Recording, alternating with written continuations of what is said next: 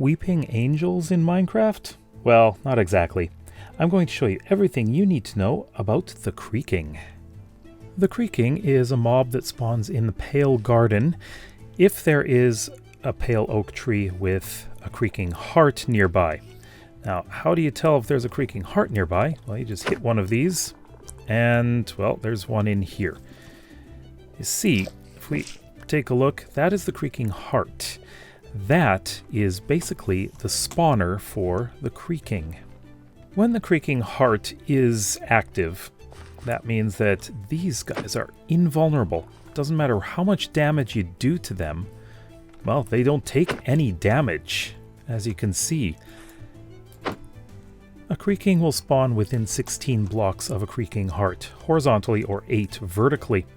However, if it wanders beyond 32 blocks from the creaking heart, it will despawn. Also, if you break this, there we go, it dies. That is the only way that you can actually kill a Creaking. You may also notice that there is this stuff here. This is resin clumps. Whenever you damage a Creaking, resin clumps will appear on the pale oak tree around the creaking heart. Now, this is something for a kind of building block which is a very bright orange, and I will cover that in another video.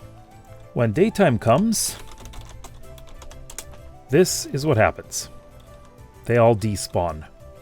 They will respawn when it's nighttime or during a thunderstorm. You can also spawn Creakings in a more unnatural way. All you need are some pale oak logs, a creaking heart, and another pale oak log there. As you can see, this is now active.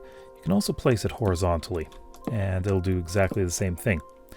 So when night comes, these will spawn creaking hearts. And here we go. So we've got 2 that have spawned. As you can see, these are active. And again, we can hit them, and exactly the same thing happens. We're going to have some of this resin clumps. Same with this one here. And we should get some on here as well. So this is a way you can have a creaking farm or a resin farm. I've created a platform up here so I can have a Creaking spawn without any other mobs interfering. So we need to go into survival, and let's set it to the night.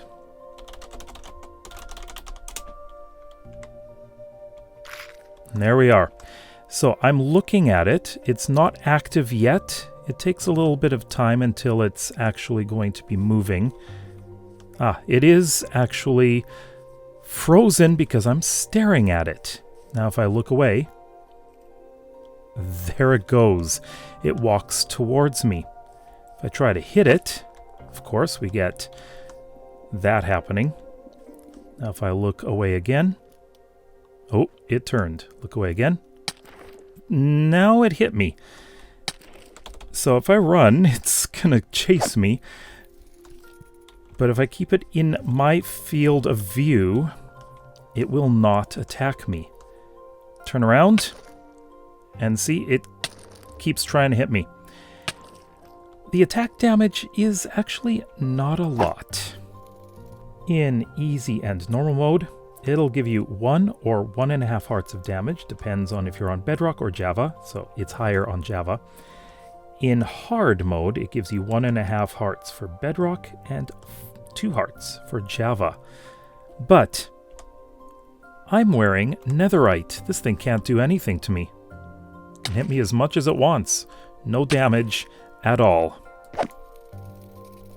In general, the Creaking does not pay attention to any mobs. However, there are some mobs that do pay attention. So, if we have a pillager here, we've got an evoker here. As you can see, the evoker just ran away. The pillager is not close enough. If it's within 8 blocks, it will run away. And here we have, of course, our Vindicator. They also run away.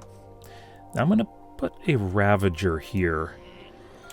Up until Java Edition 1.21.4, the Ravager also runs away from the Creaking.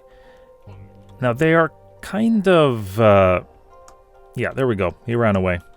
They don't seem to run away immediately, though. So what happens if you try to damage a Creaking in some other way? Well, nothing actually happens. They're invulnerable to damage because of this. So if we place down some lava, you can just walk right through it. No, you see? No damage at all. It doesn't actually care. In water, the Creaking will float unless you stare at it. Then it will sink. But as I'm in creative mode, it won't do that. And now we're in survival, and it sinks. Now, I have absolutely no armor on. If I turn away, it is going to come after me. As you can see, it's going to hit me.